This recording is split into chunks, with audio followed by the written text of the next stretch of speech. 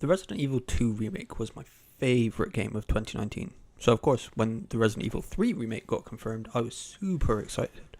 Resident Evil Nemesis was something of an oddity. Originally planned as a spin-off for Resident Evil 2, the game became the next mainline entry after the original RE3 project was cancelled due to the announcement of the PS2 and the lack of time the devs had to finish that game.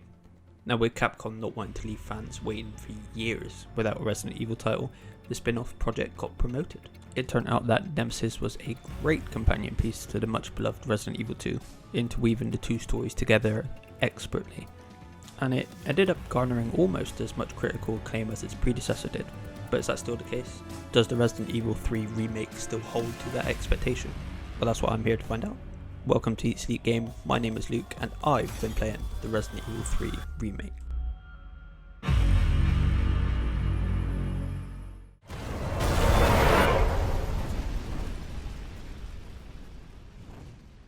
Visuals are fantastic, going from all striking to pure disgust with a turn of a corner.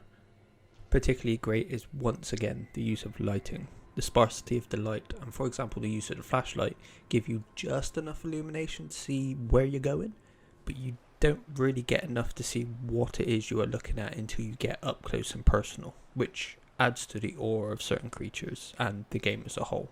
Speaking of, all of the creatures and the characters for that matter are really well designed, all using their original depictions as a guide and just bringing them into the modern day.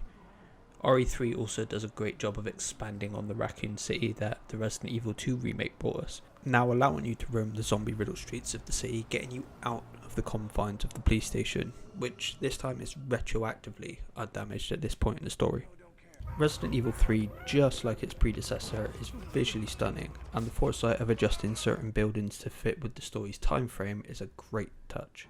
Moving on to gameplay, shooting and general movement is once again solid, and a welcome addition of a dodge mechanic lets you roll past enemies and gives you a more viable way to conserve your ammo for those notorious boss encounters. And if timed right, the dodge will slow down time, allowing you to get that all-important headshot in.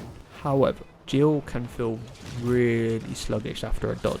She takes a second or two before she's able to move on to the next action, which just becomes a nuisance, especially when you've got a giant man right behind you with a huge flamethrower. Jill's famous lockpicking also makes a return, but it's used very sparingly, mostly just for unlocking some side rooms and cases of loot. I think it's literally used once to unlock the next area.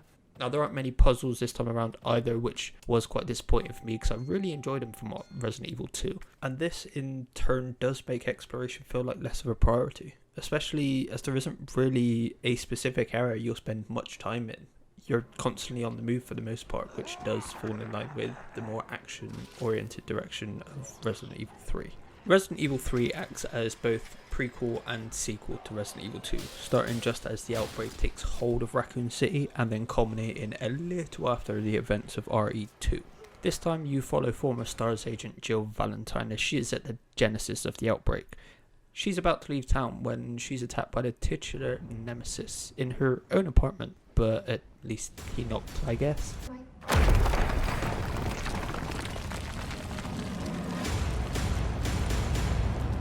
It's her mission to not only overcome and defeat this behemoth, but to also stop Umbrella and escape the overrun city. Now, the premise fits really nicely in with the story of Resident Evil 2, and the journey fills in a lot of the blanks of its predecessor, while also building for the future.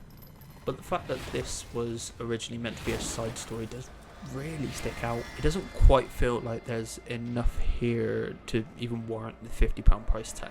Nonetheless, Jill is a great character. She's got an unrelenting desire to do what needs to be done.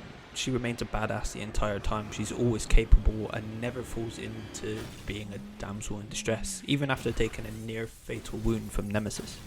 You will also play some sections as Carlos, who is fine. There's not really a lot to Carlos. He's a handsome mercenary who finds out he's working for the bad guys. His sections felt quite forced and more than a little bit out of place. For instance, they changed the police station so that Carlos goes instead of Jill, which completely takes away the moment that Jill encounters a now undead Brad and has to put him down herself. Like, why? If we have to play as Carlos, why not just give him his own campaign like in RE2? instead of shoehorning him in and taking iconic moments away from Jill. Honestly, other than when Jill is out of commission, I don't feel he's necessary as a playable character. Voiceover here is pretty good on the whole, despite its traditionally corny dialogue, which I honestly would not change because it's such a big part of why I actually love the series. Now, the rest of the sound design is also great, in particular in quiet areas such as the police station, where you're already on the edge of your seat expecting something to jump out at you, and all the subtle little creaks and sounds like the wind and rain only add to the tension. They are put to near perfect use, making you second guess what's around the next corner or what is creeping up behind you.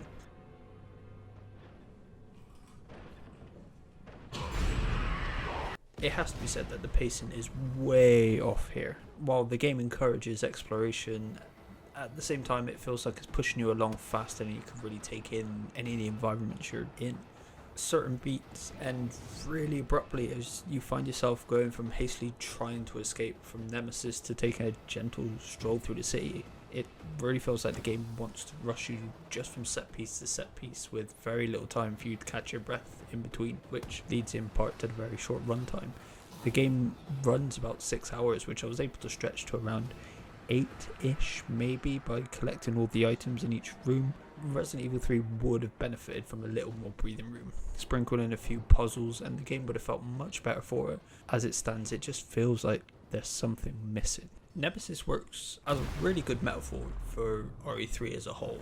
At first he's great, he's absolutely terrifying and he feels like an evolution of Mr. X. He is consistently on your ass, no matter what you do, you cannot shake him. And this is where the game is at its best, it's tense, heart pounding, but these moments are more and more fleeting as the game goes on, in part due to the pacing issues I mentioned and how quickly you do move on from his encounters. As the game moves on, Nemesis feels less and less threatening. His subsequent encounters become monotonous, to be honest. They boil down to getting some distance and fire grenades at him. By the final encounter, Nemesis is far less fear-inducing and just more groan-inducing, especially when paired with Jill's sluggishness. In the end, after all the hype that was put into Nemesis, Mr. X just did it better. He was much more consistently fearsome and remained a challenge throughout the game.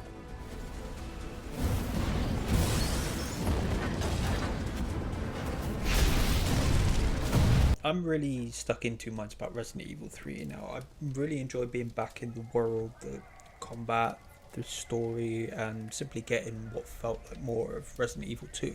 But that's kind of also where the issue is. Resident Evil 3 doesn't feel like it warrants a £50 price tag in my opinion, even a standalone game of its own. It feels like one of those films that fans demand a director's cut of. It's understandable that Resident Evil 3 borrows a lot from its predecessor because they are intrinsically linked and always have been, but I feel like more could have been done with the campaign, yet we have more cuts than what was actually added in the end. Why even have us play as Carlos at all if he's not going to get a separate new campaign, because it just feels a little stunted. For instance, taking iconic plot points away from Jill, like returning to the RPD and just putting her on the sidelines. A new perspective of Resident Evil 3 could have been really interesting and in turn would have given more character development to Carlos and length to the campaign as a whole. The expectation that Resident Evil 2 and the studio set with these remakes was that the originals would be built on, and it just feels like there's so much missing from Resident Evil 3. Once again, I did actually enjoy the game once it actually got going, but there just wasn't enough here for me to get my teeth into. I feel that with Resident Evil 3, a decision had to be made. Either keep it the purely accompanying piece that it was originally intended to be, keep the story shorter, closely tied to Resident Evil 2 with a smaller price and release it as DLC for Resident Evil 2, or flesh out the game, expand the story, help Resident Evil 3 stand on its own without losing the Toy Story 2. But in the end it just feels like the studio wanted to have their cake and eat it too. But much like Chandler from Friends, in the end they dropped it on the floor and are sat picking at it with a fork. Delicious as it may be, it's still floor cake.